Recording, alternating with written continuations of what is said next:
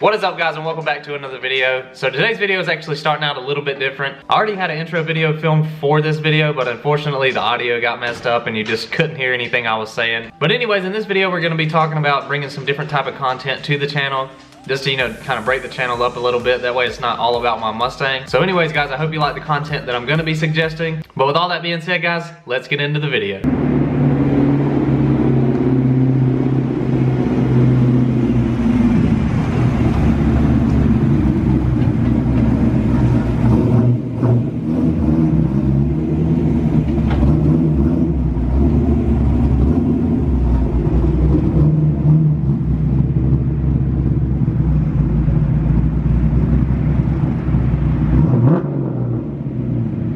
Be sure to drop a like on that beautiful rev. So if you can't tell, we have made it to the shop by the race car and the lifts back here. With that being said, guys, I got a suggestion for you guys that I want to try to get to the channel.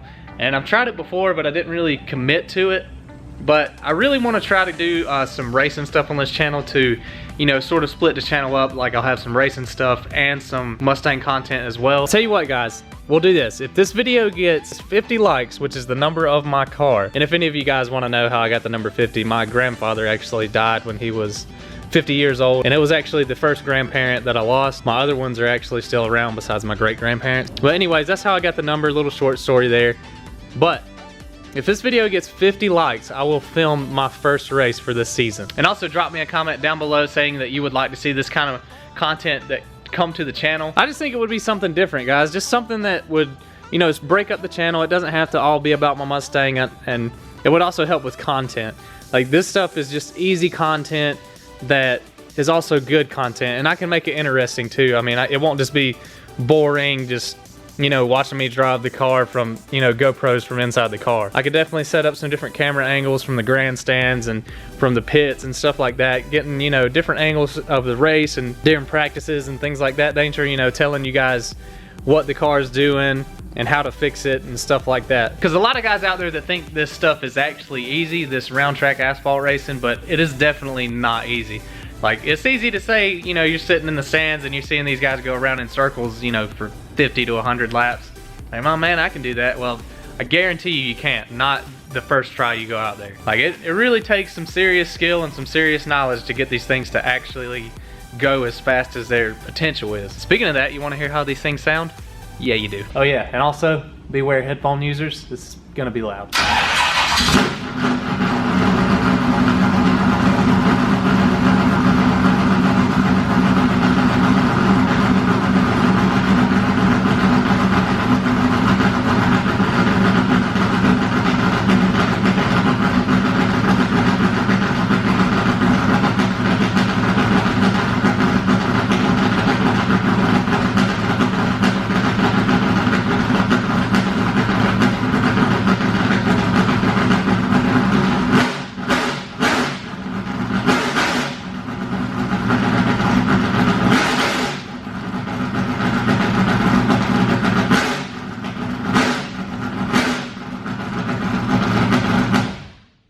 Well, if a microphone is still working on the camera, hopefully it picked up the sound as good as it actually sounds in real life.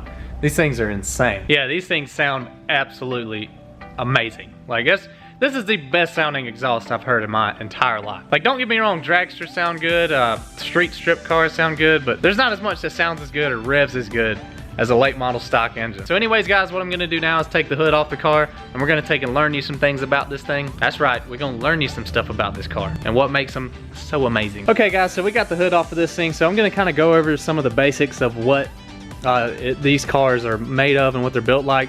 So they are a full tube chassis car. Everything is custom built at, whatever chassis. This one's actually a Levitt center section chassis with a Ronnie Rule rear clip, and all that means is front, rear, and center section. Pretty much a rear clip is from behind the driver's seat back. Whatever the chassis, whatever their dimensions are, they use on the rear part of the chassis versus anybody else. Anyways, there's not much difference in between the chassis themselves, but yeah, pretty much you see those bars in there. Pretty much from that down bar back is considered the rear clip. And the front clip, we're not sure who actually put the front clip on this car whenever we got it. but it's different than what came on the car. It's not a Levitt. I think it's a Hedgecock front clip. I'm not 100% sure, but we think that's what it is. And the engines that we use in these things, guys, this is a 350 Chevy built motor. It's considered a built motor. And the reason why they call it a built motor, it has a cast head, a 2101 Edelbrock intake. We got to run a 350 2-barrel carb, and there's just certain restrictions on this motor versus a crate motor, like a 604 crate or a 603 crate.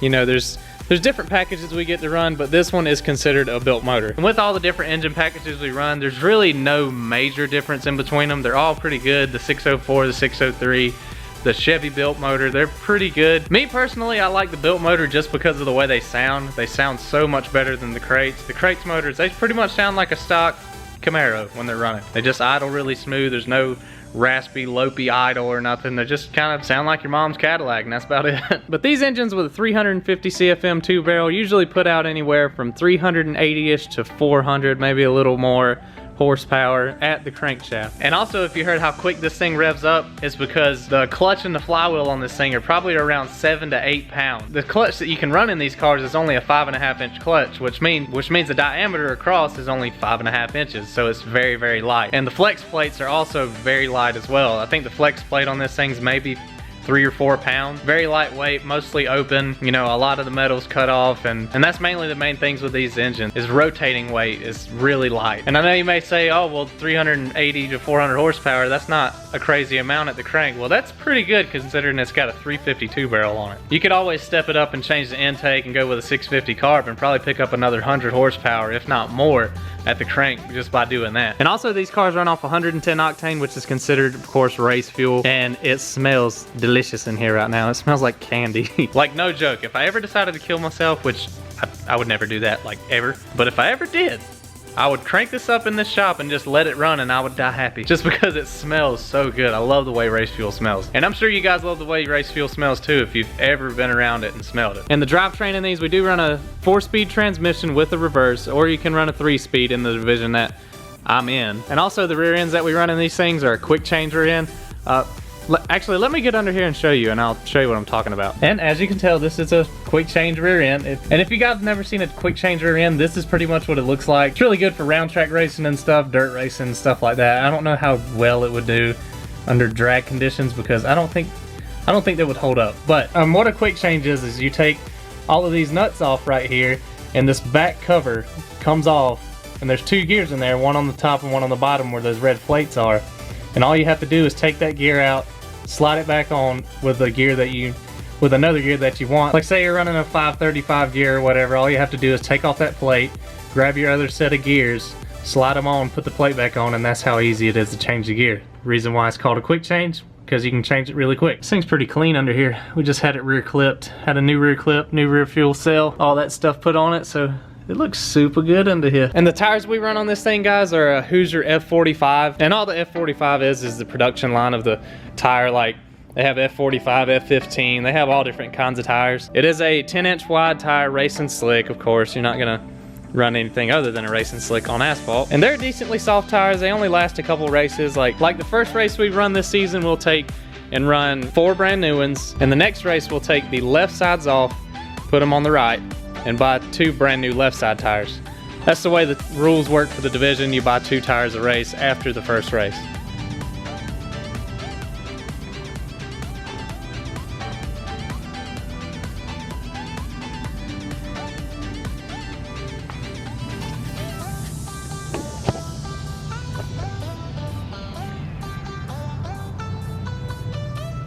And also guys,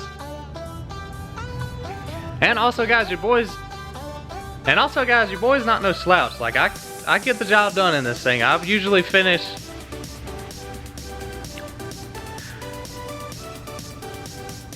And also, not to brag, guys, your boy's no slouch in one of these things. I know what I have to do as far as to get them set up and to get them to go fast. I think the worst I've ever finished is 6, and that was because of having engine issues, but most of the time we're finishing top 5 or better. The very first race I ran in this thing, I actually finished 2nd. I actually led 40 laps of a 75 lap race, but unfortunately, right rear tire went away and I just, finished 2nd. But it happens, and that's how racing goes. And also, guys, we'll come inside the car here and kind of show you some of the cool little details of the inside. So you do have a quick disconnect steering wheel, so if you get in a crash or something and the car catches on fire, you can click the steering wheel off and get out as quickly as possible.